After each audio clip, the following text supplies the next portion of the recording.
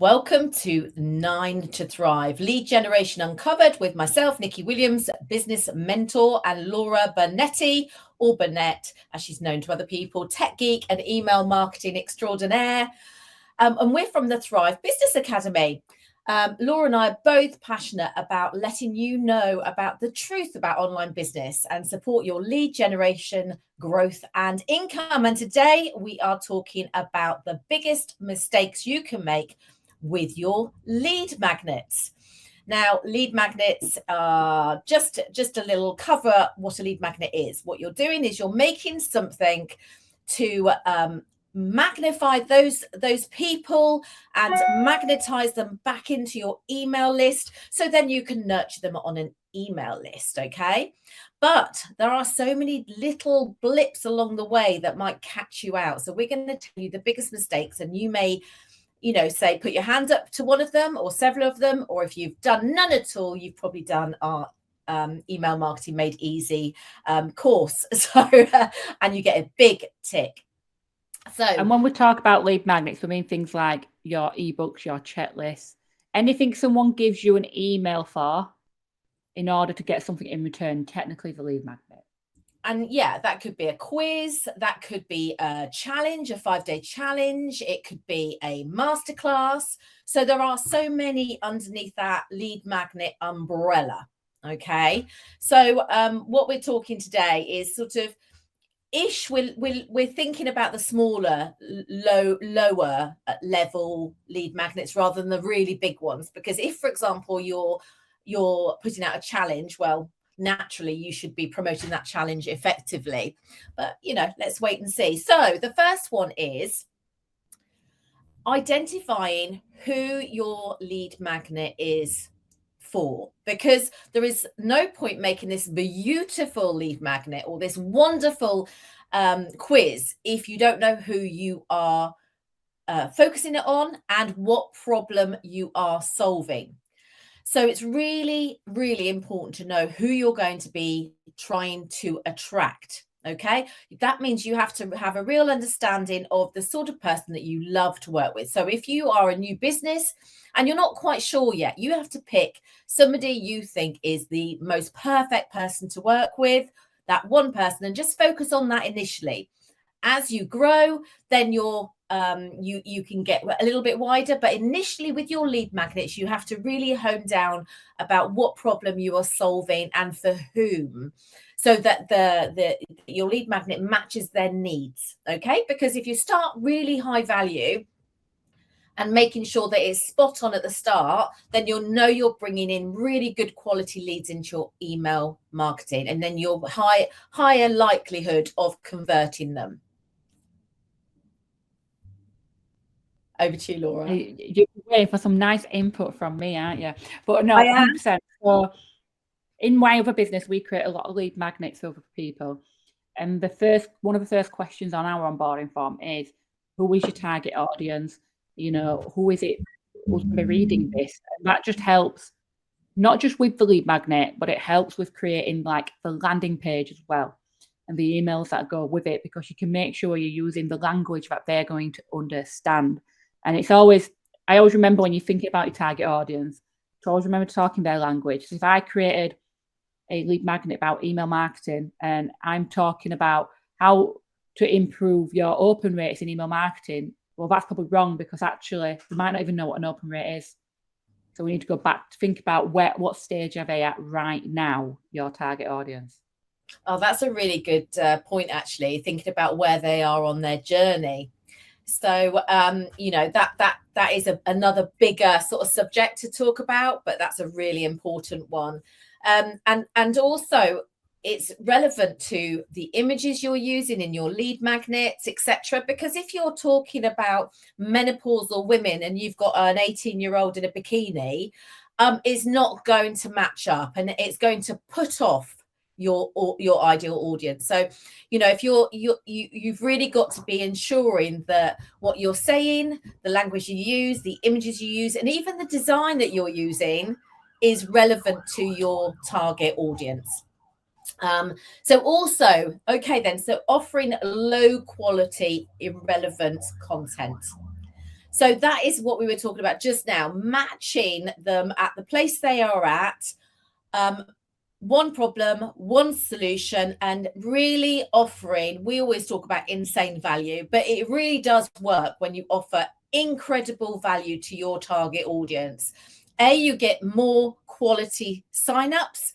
It's better to have 100 quality signups than 1,000 poor quality signups, because essentially you can really convert highly your 100 leads over 100 people that are probably going to unsubscribe, as you know, because they're irritated by you, because they haven't even bothered looking at what it is, because it's not even targeted at them. So making sure that it's really high quality, relevant to your audience, is much more effective with your email marketing. We see it all the time, don't we? Well, on people's social media, they'll advertise their lead magnets. And I will honestly sit there thinking, I've seen that lead magnet 500 times from other people, because everyone goes for top 10 tips to improve your bookkeeping, top 10 tips to record a video, top 10 tips to take a photo. That's not high quality. Someone could grab that from hundreds of different other vanilla, people. isn't it? It's vanilla. It's beige bev. And that just doesn't really do anything for anybody. Who's going to open that? That's like so dull. Even if you're a newbie to, like, you're attracting somebody totally new to your niche, they will be bored by that. So instead, make a really amazing impression by them, like a real stonking wow, wow, wow. So their customer experience with you from the moment they put their email address in to the first email they get to the actual lead magnet, make sure it's a flipping amazing. And it's not about, I put a post out on social media yesterday about not having to try and be the best of the best of the best, but be different, just so you can stand out from the crowd. So low quality means not thought about. So yeah, but I always say to people, don't have that. When you create a lead magnet, think, what would you happily charge someone at least £7 for? So if you're going to create a top 10 tips ebook, would you actually charge someone £7 to access that? If so, then yeah, it's very high quality. It could be high quality than 10 tips, it could be. But if not, which is probably the majority of the answer, it's not high quality, it's low quality. And so therefore, save yourself some time, effort, misery in creating it in the first place. Because your time and effort should be spent in creating something amazing. And actually, you may well have something amazing already out there, that you produced a product or something that's out there already that you think, oh, I'm going to charge for that, but you never got around to doing it.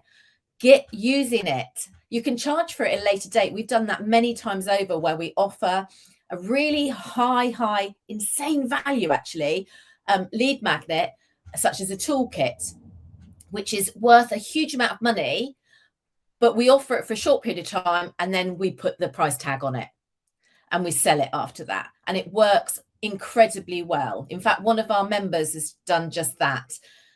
She had an offer that she sold previously, and she has given it away for I don't know how many days, 2 weeks, for example. And I think she got 80 by yesterday, 80 high quality leads where people are actually accessing that resource, using that resource, consuming it. And that's what you want to do. You don't want to just tick it off your to-do list. You want them to be wowed by you. Okay, then. So this leads me to the next bit, which really grinds my gears. It's poor quality design. And that's down to the sign up page, that's down to the thank you page, but moreover, it's down to your lead magnets. Now, I speak to many people that think they're very, very good at design, and that's lovely. That's lovely that you think it, but get a second impression.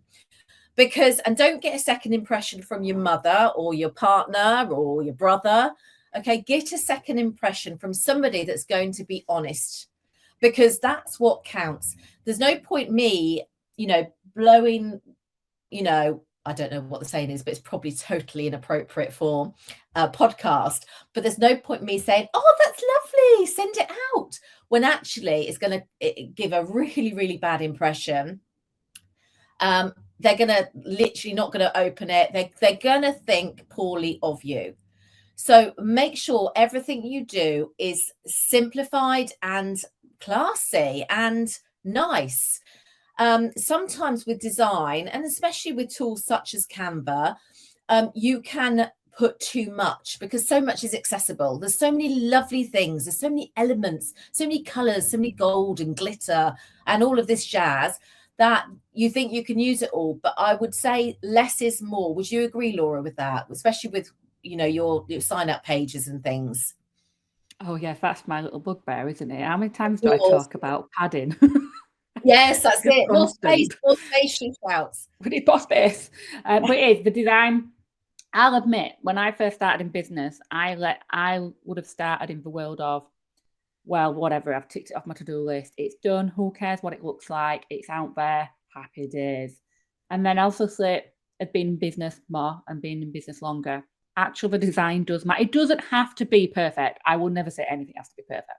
It doesn't have to look like a professional designer has done it, but it has to look good. I have downloaded so many ebooks or accessed so many courses or attended masterclasses, and it's just not being set up correctly. It's not been designed correctly. And it leaves an lasting impression. Like something as simple as, I have had no good background, have I, throughout my whole 3 years of business in IT Moon. And then I finally decided to do my background because I was sat there thinking, actually, that's got leaving an impression on people and what people are going to remember of me. And I don't want them to remember, oh, she's the person with the silly scribbles from her kids on the whiteboard. I want them to remember me for what I've got behind me because it's all themed with my business. And that's the same with anything. There's so many templates out there, we have no excuses. Because there's templates out there to make the design easier. Without a doubt. And it, you know, we give a bonus every single month within Email Marketing Made Easy, which gives people content to write in their emails, graphics to put out there, amazing things to give your audience, workbooks and things like that you can easily utilize. There is literally no excuse, and that is using Canva for free. Yet again, you don't have to pay to use these things. So MailerLite is free, Canva is free. There's great benefits for upgrading Canva, but you don't need to. So there is no excuse. And, you know, you don't have to get it professionally designed.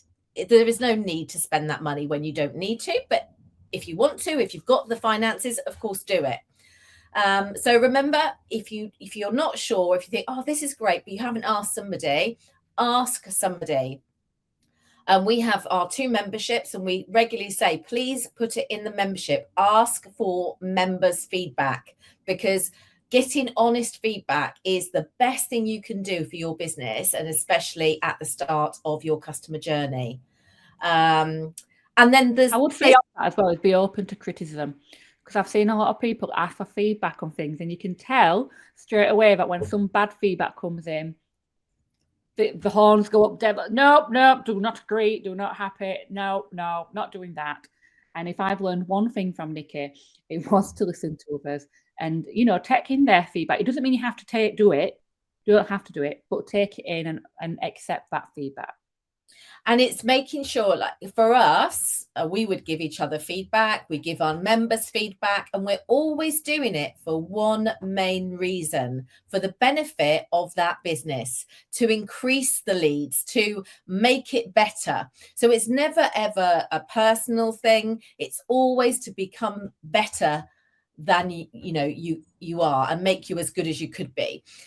So yeah, really be open to feedback in business, online business. It's really important to do that. Now, this next point we're going to make is actually one that Laura brings up quite a lot, and it's, you've put all the effort into creating this amazing lead magnet, and then we have it again and again when people come to our meetings and they say, I've had no sign-ups. And tell us, Laura, the reason why. Did you promote it ever since you launched it? People promote it on launches, but that's it. And we don't promote them enough, and it's the best kept secret. No one's going to physically go out and look for it. You need to tell them it's there and it's accessible. And everyone falls short of it. Everyone needs reminding about it. Even we need reminding of it on several occasions. So like we run one of our lead magnets is a networking session that we run every month called The Hive. And we didn't advertise it very well for the first 3 months because we just forgot about it, didn't have time. It'd get to about 3 days before the event and we'd be like, oh no, we forgot to advertise it. Behold, when you do advertise it, the figures are amazing when you do.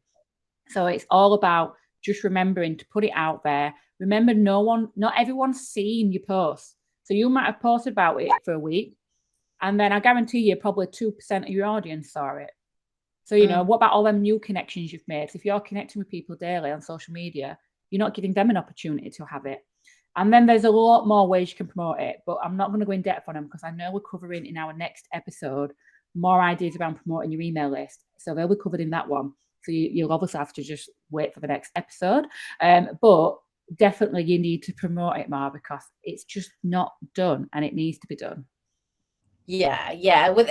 We just assume that because we've ticked that off our list, everyone's just going to happen to come across our website or happen to come across a post that we made 3 months ago, which is just absolutely not going to happen. And also the next bit is we've made a wonderful lead magnet. We've promoted it. We've put them on our email list. And so we've got all their information. We've done all of that hard work. And then what happens next? Or what doesn't happen don't next? Follow up. People just don't follow up. And they don't. The amount of people I have seen, I really didn't realize how many people it was, but it's a lot, who create a lead magnet and then they'll create an automation which sends them the lead magnet. So it sends them the ebook, the course details, whatever it is. And that's it. There's no emails after. And I sit very in shock because I used to just think it was, everybody knew to do this, but obviously it's not the case. Where if you've got a lead magnet, you need at least 4 emails on that follow after automatically to follow up with people and actually remember the reason you're doing it, to upsell them to where they want to go. So how did you find this? Why not take the next step and do this? Or people do a lead magnet and they have that in place, but then they don't email their list ever. So every week they could be getting an email following up technically, but they don't get anything. And then they'll come to me in a year's time. I've got a list, I've got 500 people on it, but I've done nothing with them because nobody followed. And they've turned cold now because they've forgotten the people that have given their email list, their email to these people, they've forgotten them. So all of that hard work is for nothing. And the thing is, it's not hard. Once you've set up that welcome sequence, it's done. It's not like you're having to do it for every single person. It's set up. It's all automated. We've got a member who just this week said how much she's enjoying her email list. And I can tell you, she hated setting it up originally, didn't know the tech, didn't know how to create landing pages, struggled to get all that up and running, and now loves email marketing, loves emailing her list every single week. And that's what can happen when you just do the hard work at the beginning and then just keep following up and do it. There's no point in you creating a lead magnet if you are not going to plan on doing a weekly email because you're not following up. You're not following up with them leads, and it's so important to do. And that's going back to our last podcast, really, is to say that you'd be mad not to do it. You'd be crazy not to do it because once you've done all of that hard work, you've captured them. You've captured that information. So now's the time to really make the most of that and convert them because you've got like the highest percentage to convert them. So now the last bit I'm going to leave to you because that's more technical. So yes, the last one is all about optimizing and testing. So you always want, it all depends on numbers. I'm not going to go hugely in depth on it, but there's no point setting up a lead magnet and then leaving it for years to go. You want to actually go in there and check it out. Not straight away, it depends on the numbers. So say you had 100 people go through it. Right, now's probably a good time to review it and have a look. Even at 50 people, you could review your automations. And then you can have a look and see, right, what email rates, what was the open rate? So it's like, obviously the first email might be 80% open rate, but then what did the second email open at, or the third email and the fourth email? And if you notice, maybe the third email opens at 50%, but the second email's 20, maybe there's an issue with your second email and you can go in there and tweak it, figure out why. It might be it needs a new subject header. It might be you want to do a bit of A to B testing, as we call it. So by that, it means you may have 2 versions, but there's one little tweak to it. I often do it with my weekly emails. So there'll be 2 versions that go out. 50% of my list might get it with an emoji on, and 50% of the list might get it with the subject header with no emojis. And I can see which one performs better by testing and seeing what works. But also for your lead magnet, it's about testing, does the lead magnet work? So if you have had poor signups, was that because you didn't have enough traffic to your website? Was it because actually I did have good traffic to my website, but the actual landing page is shocking and needs improving? Or actually was all that good and it was just the wrong lead magnet? It was the wrong idea, didn't connect with the audience. I need to think again. And don't feel bad if your first lead magnet doesn't perform, because you should be very proud of yourself for putting it out there. And if you've done everything right, you followed it right, go back, look at your stats, see what can be improved and what can be tested out, what can be optimized, and you just keep doing that each time and not feeling bad that one lead magnet didn't perform. Let's take it as a learning. What went right? What didn't go right? And if you didn't put it out there, you'd never know. So you've got to do that. I think that's what business is about. Business is about testing. If you strike lucky on the first time, well, absolutely amazing, but not many people do. And then quite often the one that works is the one that you didn't think was going to work. So it is really quite like, just think of it as like an exciting adventure. It's an adventure to find which one's going to work, rather than feeling like emotional about it. Don't have an emotional attachment to it. Just think, right, I'm going to do my best to give my audience what they want, go through everything. We've got all the training available at a really, really good cost, and do it all, tick all those lists off, and then check your stats. And if it's not working, go back and change the bits that aren't working. So I think that's it. I think we've covered the 10 ideas. No, it wasn't. It is, definitely. That's next. That's No, next. that's the next one. But no, that is pretty much everything that you need to know about the biggest mistakes you can make with your lead magnets. But what I would do is, obviously, one of the points we covered is obviously getting the right ideal client and getting the right content or the right idea for your lead magnet. So we do, as we mentioned earlier, host a monthly, it's called a monthly networking session, but it's very different to a networking that you might be used to. You do not have to come with a 60-second pitch. And it's all about coming along and getting help from other business owners and you giving help as well. So you could come along to this session, be in a room with 3 to 4 people at a time and be saying, I'm thinking I need an idea for my lead magnet. This is what my business does. These are the kind of people I attract. Have you got any ideas? And they will come back with some ideas for you. Or it may be that you just want to check the name of it, or you want to check the audience you're targeting it at. So I'd highly recommend you join us on our next one. So if you want to check out when the next one is, go to the thrivebusinessacademy.com/the-hive, HIVE, and it's free to attend, and there's one every single month. And you can come along and get help from other business owners and find out how they could potentially help you avoid these mistakes that we've mentioned with your lead magnet. And that's it from us. And obviously you can tune in on the next episode. And I feel like Nikki had one more thing to say.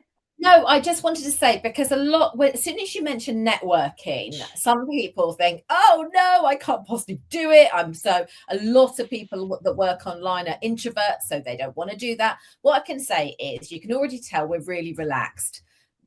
This session is totally relaxed and it's chilled and it's friendly, and every single person that's joined, and we get people repeatedly coming, love it. They absolutely love it, and they're asking when the next one is. So it's not daunting in any way. It's really, really lovely, and it's amazing the relationships you can make as well. So it certainly is. So just a reminder, the thrivebusinessacademy.com/the-hive. I feel like a very good commentator there. And I will leave it there. So have an amazing time, everyone, and we'll see you on the next episode of 9 to Thrive.